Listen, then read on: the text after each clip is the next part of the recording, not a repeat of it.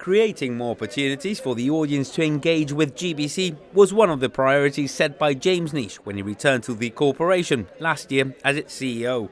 And many of our colleagues were in town early this morning.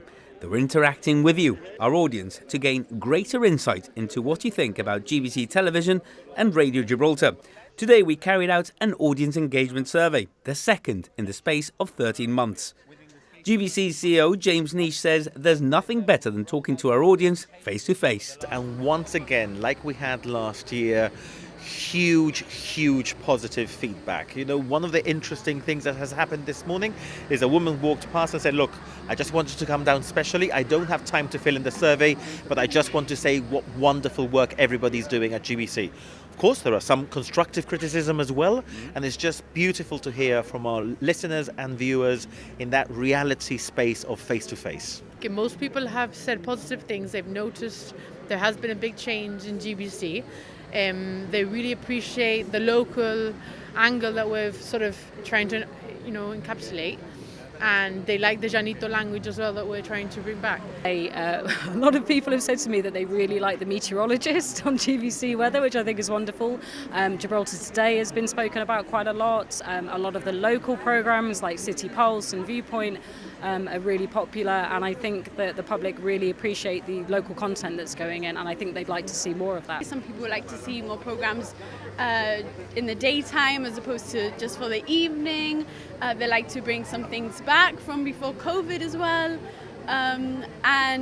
Some people say that some of the programmes are too short. Programmes like the Powder Room, City Pulse, they like to see the guests featured for a lot longer. Over the last 12 months, we've introduced several key changes to our schedules across television and radio, changes which have not gone unnoticed by you. Oh, it's great. Great. I love watching it. Y ahora tienen muchos programas buenos. Like any in particular that you like, or any programs on radio or television? Local productions. I'm glad that they're not showing the series, the foreign series anymore. No, I believe they're not. I haven't seen. I'm glad, porque en verdad, who's going to tune into GBC to watch something like that? So it's much better to have locally produced programs. ¿Sí? Los news no me lo pierdo. Viewpoint, mucha cosa. It keeps you up to date. You've got to, because otherwise you don't know nothing. If it went for GBC, then you don't know nothing. You've always got to have the station on. That's my opinion. Well, no, I watch most of them every day. City Pulse, Viewpoints, most of them. Younger viewers also had their say. Many consume us online and had a few suggestions.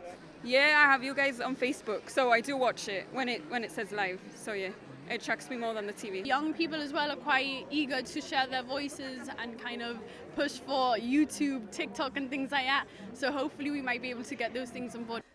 And it seems many of you really want children's programming to return to local television. El Magic Playground, Romper Room, I think that would go down really well with parents of young children.